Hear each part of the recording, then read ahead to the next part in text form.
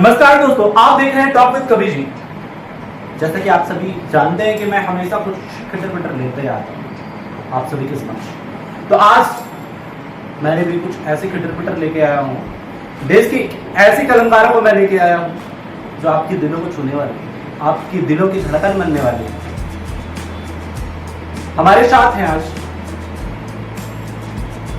धनबाद कोयला नगरी से, जो कोयला की राजधानी कही जाती है, वहां से रिंकू दुबे वैष्णवी जी। इनके विषय में जानेंगे, इनके जीवन की गाथाओं को जानेंगे, इनके शब्दों को जानेंगे, इनकी रचनाओं को जानेंगे, इन्होंने कविता का शुरुआत कैसे किया उन्हें जानेंगे, उन सारी बातों को जानेंगे। हम एक एक करके एक एक पहलू को पलटेंगे, कई प्रश्नों को पलटेंगे हम, कई पृष्ठों को पलटेंगे हम। तो आइए इनसे जानते हैं कि इनकी पहले इनके परिचय में चलते हैं। बहुत बहुत धन्यवाद। पहले तो आपको विशाल भाई, आपने एक जैसा आपने कहा कि आप खटपट जैसा आते रहते हैं, तो ये हम हाँ जी तो ये हम कवियों का सौभाग्य है कि एक इस खटपट में हम लोग भी शामिल हो रहे हैं। जी जी जी जी जी। तो और कवि तो चाहते हैं कि हम एक मंच मिले, और आपने तो सुलभ सहजता से हमें ये मंच दे दिया। और जैसा आपने कहा कि अपने बारे में कुछ कविता की शुरुआत कैसे हुई, मैं बचपन से शुरुआत करी हमने। मैं सच कहूँ तो कहते हैं ना कि कविता क्या है, जब हृदय के भाव शब्दों में ढल जाते हैं तो कविता बनती है। तो ऐसा कुछ नहीं है कि कवि हृदय जो होते हैं ना, देखिए मेरा ये मानना है ना कि कविता सबके अंदर जीती है जी। कविता सभी सांस लेते हैं, सबके अंदर भावनाएं है, और जिसके अंदर भावनाएं वो कविता के मर्म को नहीं समझते और वो वही कविता को आगे बढ़ाते हैं। तो मैं ये नहीं मानती कि कवि जो लेखक है वही कवि, हर कोई कविता है, हर कोई कवि।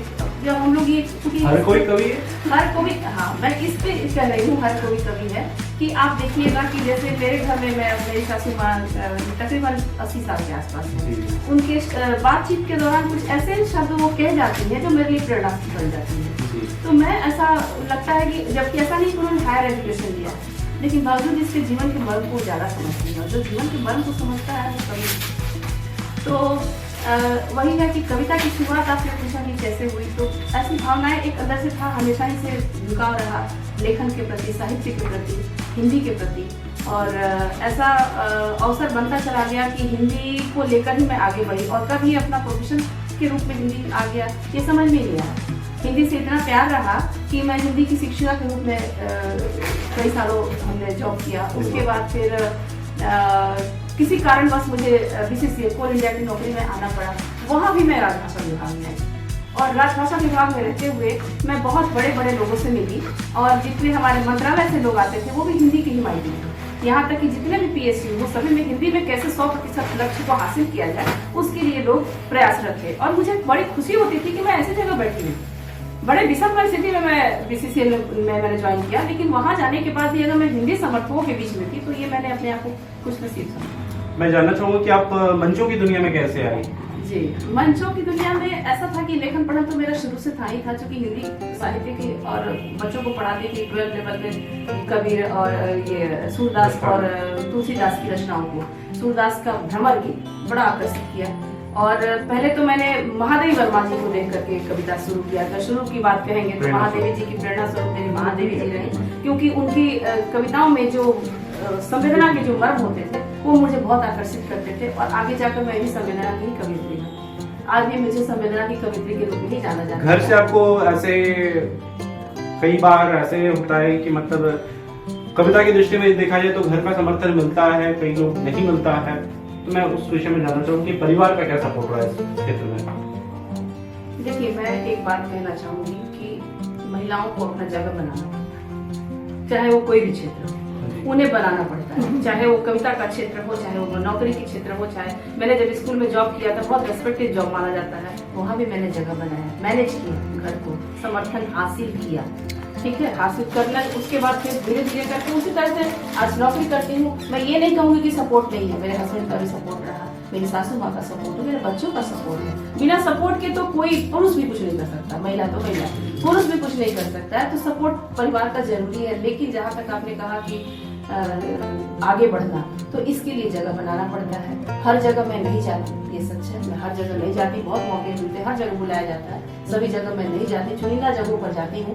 लेखन पढ़ा करती हूँ, मेरी 2 पुस्तकें आ गई, एक स्पर्शन अनुराग से वैराग्य तक, और एक किताब का नाम है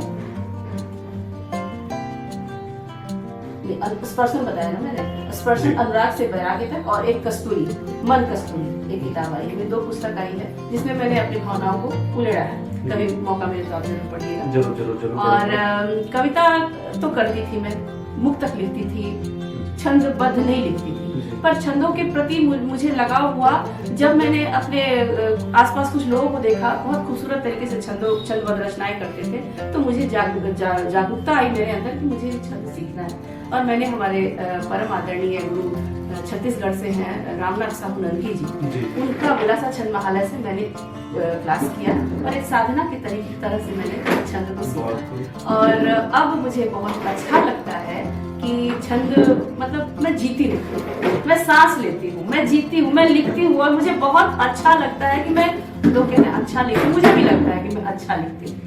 अब इसलिए मैं कभी होड़ में नहीं आई कि मुझे आगे बढ़ना है, नहीं, मैं नहीं आई उस होड़ में, मैंने खुद को शामिल नहीं किया। मैं लिखती जरूर हूँ, एक मेरा है अपना लेखन पढ़न मेरा लगातार चलता रहता है, लेकिन मैं उस प्रतियोगिता में शामिल नहीं, क्योंकि मेरा मानना है कि जब कविता प्रतिस्पर्धा में शामिल हो जाती है तो वो कविता नहीं रहती। जी, तो इसी समय सीमा को देखते हुए मैं आपकी पसंदीदा मुक्तक जो पहचान की पंक्तियां हैं मैं उसे सुनना चाहूंगा, और हमारे श्रोता सुनना चाहेंगे। जी, ऐसे तो मैंने जो मेरी पहचान की कविता है वो उसकी पंक्ति है, शब्द ही श्रृंगार मेरा वेदना संसार है, शब्द ही श्रृंगार मेरा वेदना संसार है, ज्योति बनकर जो जला है पूंज वह स्वीकार है प्रतीक्षित आस मेरी कामना उर में मिला, है प्रतीक्षित आस मेरी कामना उर में मिला, नैन तकती देहरी को स्वर्ण सी शिला, नैन तकती देहरी को स्वर्ण सी तपती शिला, वह नदी सूखी अकेली नाव तट पर थी खड़ी, रो रही कुसुमित बहारे देख सावन की झड़ी, आसियां का अब बसेगा अब नहीं पतवार है, आसियां क्या अब बसेगा अब नहीं पतवार है, शब्द ही श्रृंगार मेरा वेदना संसार। बहुत खूब, शानदार शानदार। मैं चाहूंगा एक बार और। जी, हमारे ऑडियंस का फिर से बुलावा है तो सुनाया जाए। जी, धन्यवाद। पढ़ती हूँ, ऐसे मैं आगे की पंक्तियां भी रखना चाहती थी, क्योंकि जो मेरी पसंदीदा आपने कहा तो मैं वो करूँ या फिर वही पंक्तियां दूंगा जो आपने डिमांड किया है। चलिए उसी को पढ़ लेती हूँ। शब्द ही श्रृंगार मेरा वेदना संसार है, शब्द ही श्रृंगार मेरा वेदना संसार है, ज्योति बनकर जो जला है पूंज वह स्वीकार है, ज्योति बनकर जो जला है पूंज वह स्वीकार है प्रतीक्षित आस मेरी कामना उर में मिला, है प्रतीक्षित आस मेरी कामना उर में मिला, नैन तकती देहरी को स्वर्ण सी तपती शिला, नैन तकती देहरी को स्वर्ण सी तपती शिला। अगला बंद है, वह नदी सूखी अकेली नाव तट पर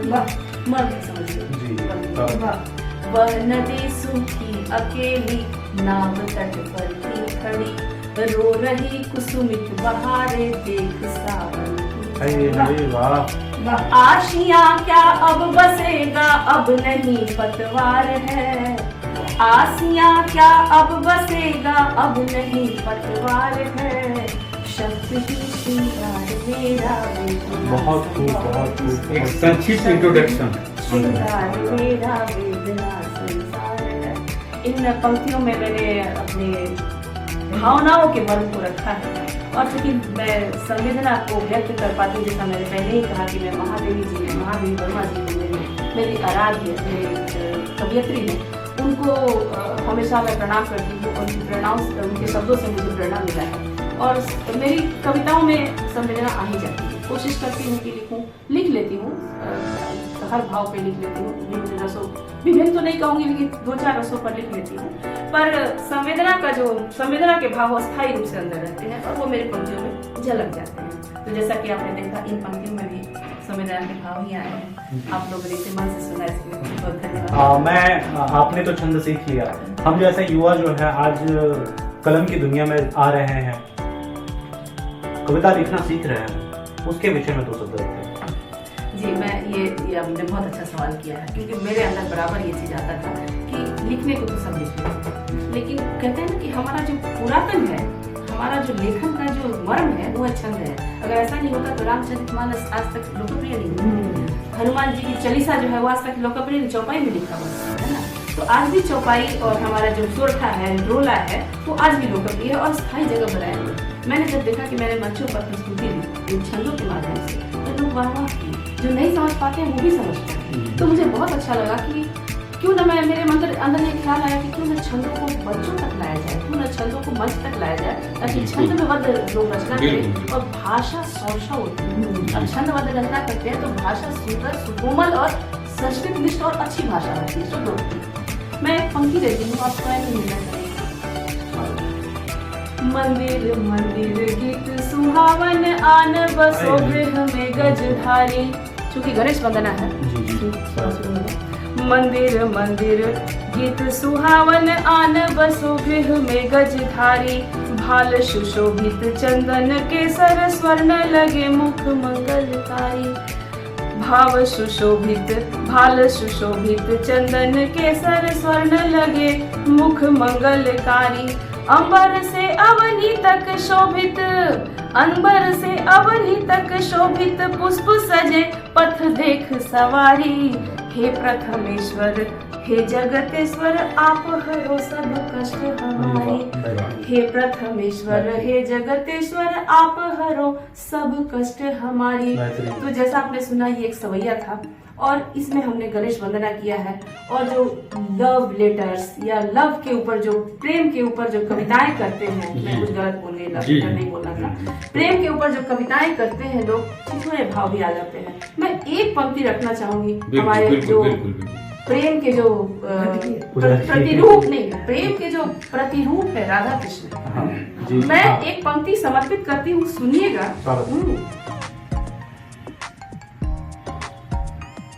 ये पंक्ति जो है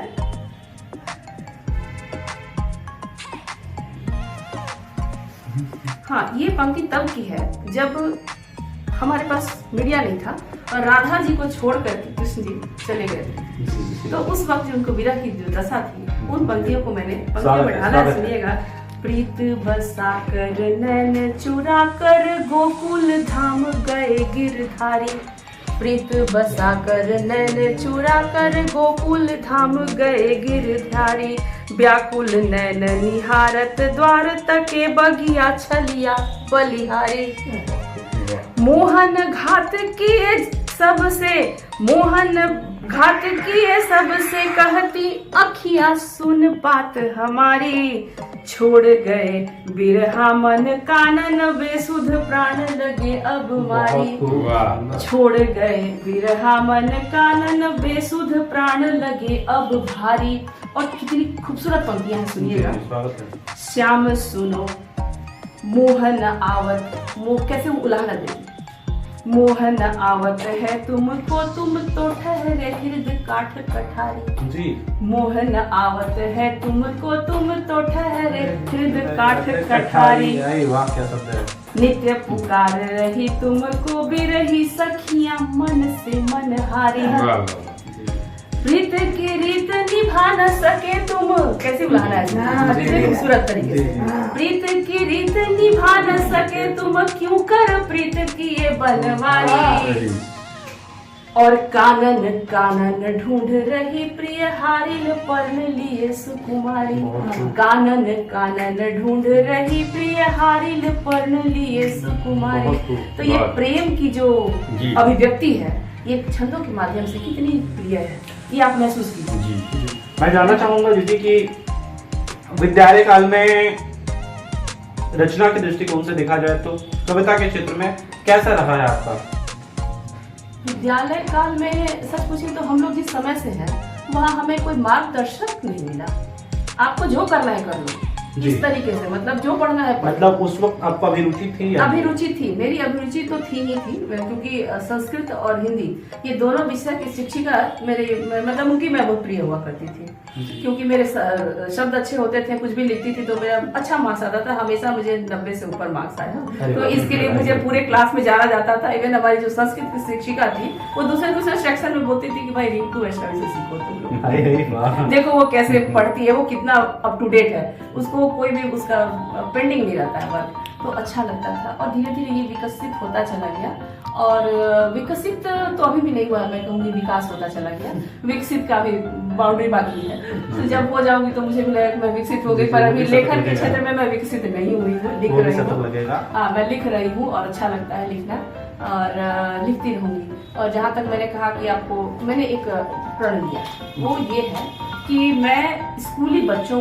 के यहाँ जाकर के एक कार्यशाला करूंगी, हर स्कूल में, पब्लिक स्कूल जो है कार्यशाला करूंगी, और उन्हें भाषा के प्रति बच्चों के अंदर, मतलब ये जगह, जैसे साइंस ओलंपियाड होता है, जैसे मैथ्स ओलंपियाड होता है, इंग्लिश के लिए भी प्रतियोगिताएं होती हैं, मैं चाहती हूँ कि भाषा और साहित्य की भी प्रतियोगिताएं हों, और उन्हें हम लोग जागरूक करें कि आप भाषा के माध्यम से भी कुछ करियर अपना चुन सकते हैं, कुछ नहीं। जी, अंत में मैं चाहूंगा कि हमारे ऑडियंस को 2 शब्द रखते हैं।